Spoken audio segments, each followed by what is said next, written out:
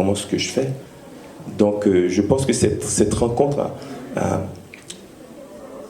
a solidifié quelque chose en moi qui m'a permis d'avancer, mais sans crainte.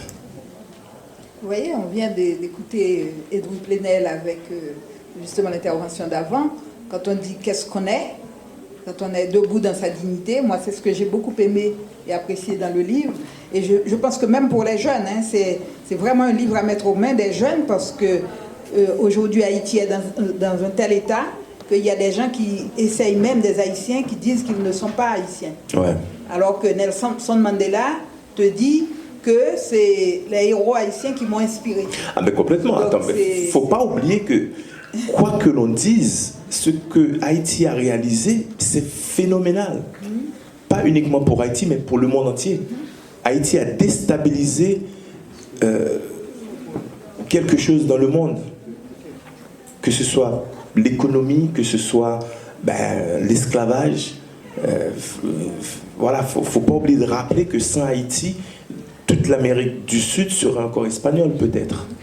Donc oui, je peux comprendre que certaines personnes veulent s'écarter d'Haïti maintenant, bien entendu, parce que si on regarde Haïti par rapport aux 30 dernières années, oui, mais il faut regarder l'intégralité d'Haïti, il faut regarder avec un peu plus de profondeur.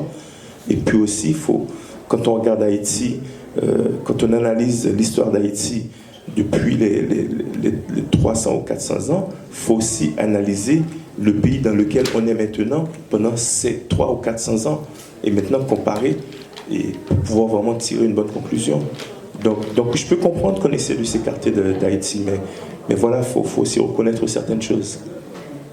Alors, donc un chapitre très, très intriguant, c'est Retour en Haïti en 2012. Pourquoi tu es resté attaché comme ça à Haïti? Pourquoi cette j'ai l'impression, moi, à travers tout le livre, que ça ne t'a jamais quitté, soit dans l'imaginaire, soit dans les faits. Qu'est-ce qui t'attache comme ça? Parce que tu n'as pas eu une enfance, bon, même si tu dis que tu n'as pas souffert dans ton enfance, et tu as eu une enfance normale, mais Haïti ne t'a rien donné. En vrai. Parce que tu viens d'un bas-fond de bidonville, si tu étais resté là, peut-être que tu serais avec un pistolet dans les gangs. Ouais. C'est ça qu'Haïti a offert à beaucoup de gens. Je pense que ça va au